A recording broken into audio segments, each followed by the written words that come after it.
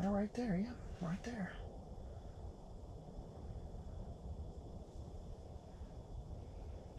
Swimming around, and he bites at it, and he swims around and he bites at it.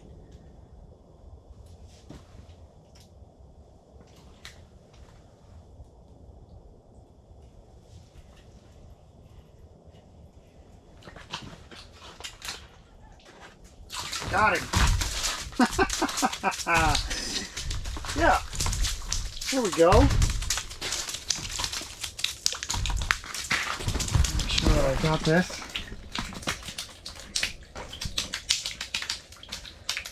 Camera this time. Hopefully it's nice and bright. See, I got my little ice barrier here, shaved ice barrier. And you can see he's almost as long as my foot. That's with my boots on and everything. Wow, beautiful. Okay, let me get the light. Now. Beautiful. Look at that fish. You guys really hung in there to watch a video this long. Look at that. Absolutely gorgeous. I'm going to try and get a real good picture of this guy. Oh my gosh, look at that fish. You know what, it's not the biggest fish ever, but man, he put up a fight. He's been giving me a run for my money. Going for bait after bait. He's probably got a belly full of my bait right now. Well, good for you, but good for me. Absolutely gorgeous fish. You can see these. I love to see this line that they have down the middle like that. I think that's really pretty.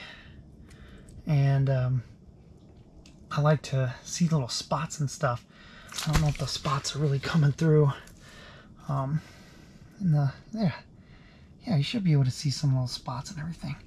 Absolutely gorgeous. I got my pliers right here because they really have been so aggressive that they've been swallowing the whole hook, and it's been up past their gills. So I've really had to reach in there. So what I've been doing is I've been reaching underneath.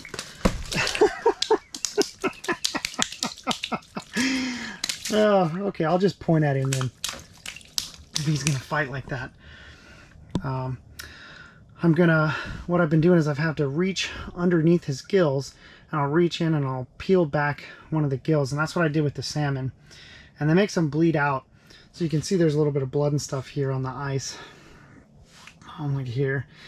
And they'll bleed through their gills, and that way I can get the hook and actually get it out without them fighting. Because these lake trout, man, and the Arctic char, which is what this guy is Arctic char, they really love to fight, which makes them super fun to catch.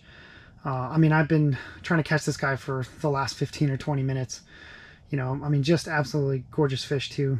But been having to reach in underneath the gill, kind of pull back the gill, move it forward, and then grab one of the actual gills and twist it, break it, and they'll bleed out through there. And that's basically their whole oxygen system there. And then once they're still, then I can actually reach in and get the hook out, no problem. I mean, I could do it now, but he's gonna keep fighting, and there's a chance I could get hooked or whatever else, you know, and that's not fun. So I'm gonna get to work. But yeah, this was super fun. Listen, guys, thanks so much for, you know, wishing me so much luck and everything on this. I'm really feeling the help today. That extra lucko meter was really full. I think I might catch one more. I've been out here for, oh geez, what time is it now? It's about 2:30. So I've been out total about 2 hours, and that includes setup. Took me about 45 minutes to set up, and about an hour and 15 minutes or so to catch all these fish already. I'm having a blast. All right, wish me luck. Okay, I've had a blast. There's a certain point there where I literally was on the phone with my wife, and I was like, hey, I'm gonna start packing up. And what I did was I have two ice fishing poles with me, never know when you need a backup. If you got two, bring two. And one of them only had a spinner on it with some hooks, and it was this guy right here. Okay, and there was no bait on there at all. I just put it in the line so that the weight here would straighten up, or put in the water just to straighten up the line and give it some tension so I could reel it in and reel it in clean.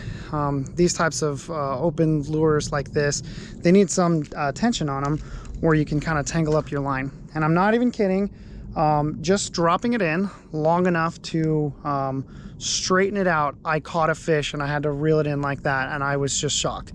And I was like, I need to get out of here because I'm having too much fun. I will stay here forever.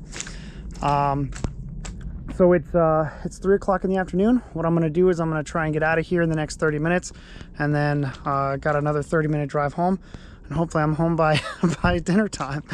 I had a blast today. I think the conditions were right. I could see so much. Shoveling off the snow from the spot here made a huge difference. I kind of just tipped back the tent so that I could really quickly get out the door and start packing everything up. Also, this kind of like ice shaving wall that I built there worked amazingly. I had a great time just being able to flick them on the other side of that, and then they couldn't get away. It was great. I didn't have to worry about them wiggling their way back into the water from there, which has happened to me in the past. Lessons learned. So yeah, I had a great time. I'm going to try and tear everything down. Oh, just in case it didn't get mentioned before, hold on there. Just in case it didn't get mentioned before, it only took me about 25 minutes, something like that, to use the drill.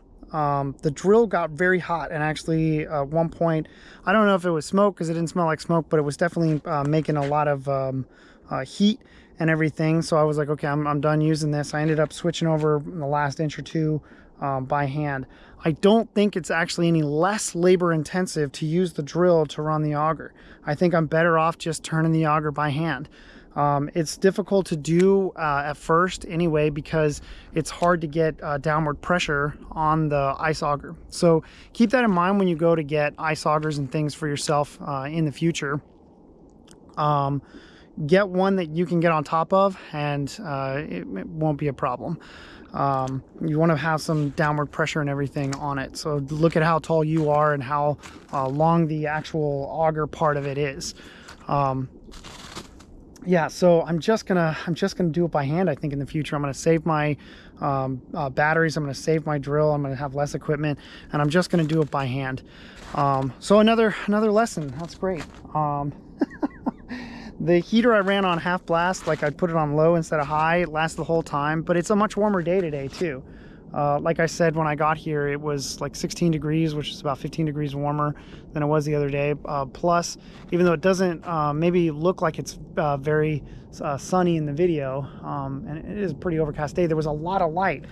And I cleared out a huge section of snow so that it was more than the amount of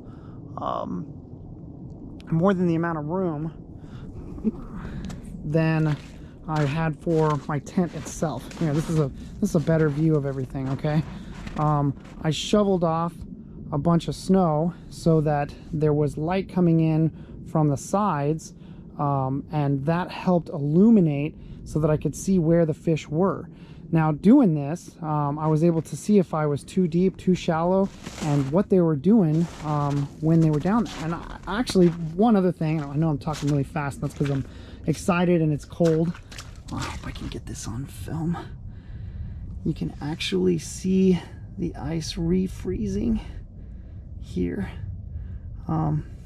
There's a thin layer of ice. I'm hoping, because this is all in HD and everything, that you'll be able to see this, but there's a thin layer of ice that's already starting to build up on here just from being exposed and not having a pole and line go up and down in there. But I was watching them, and they actually were biting at the they were biting at my weights that I have on here just about as much as they were biting at the bait. And I think that what that means for me in the future is I could probably get just a silver colored spinner or something, and that'll attract them and not even have to use bait.